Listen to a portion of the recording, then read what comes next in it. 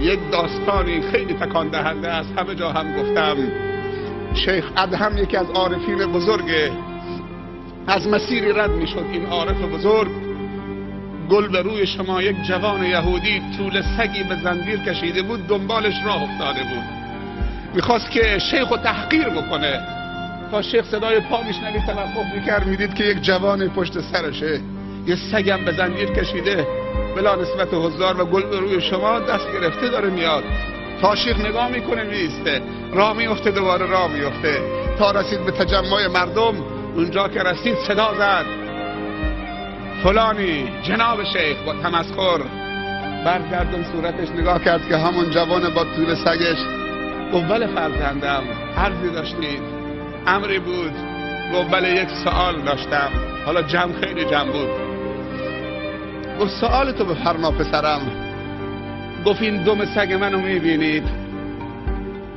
گفت بله پسرم، دم سگ تو میبینم. گفت ریش خودت هم میبینید؟ گفت بله ریش خودم هم میبینم. گفت سوالم اینه، دم سگ من بهتره یا ریش تو؟ کدوم یکی بهتره؟ دم سگ من بهتره یا ریش تو؟ اگر این سوال امروز از این ملای عادی بکنن چی میشه؟ اگه قدرت داشته باشه چشماشو در میاره، اگر گذشت بکنه از روی عاجزی و ناتوانیه. گفت ببین پسرم، علما چقدر برکتن. گفت ببین پسرم، ما یک قاعده داریم، اگر ریش من خدایی باشه، ریایی نباشه، روز قیامت خودم و ریشم تو بهش باشه، ریش من از دم سگ تو بهتره. اما اگر ریش من خدایی نباشه، ریایی باشه و خودنمایی باشه، روز قیامت خودم و ریشم تو جهنم باشم، دم سگ تو از ریش من خیلی بهتره.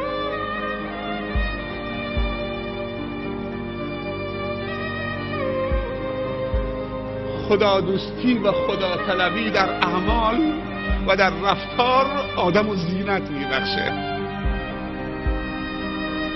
زینت هر انسان مسلمان اخلاصه و این که خدا و دستورات خدا و برنامه های خدا و رسول خدا صلی الله علیه و سلم از هر امری براش عزیزتر باشه، دوست داشتنی باشه.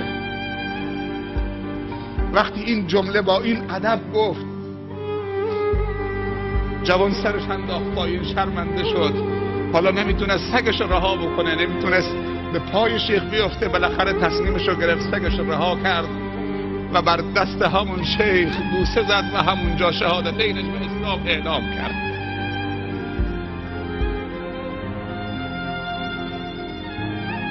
مسلمانی که 50 سال از عمرت در اسلام گذشته، مواظب ایمانت باش، وگرنه خواننده انگلیسی که 30 سال در گناه و عیاشی و شرابخواری بوده داره توبه میکنه. مواظب ایمانت باش. 50 سال تو اسلام بودی، مواظب فرزندانت باش.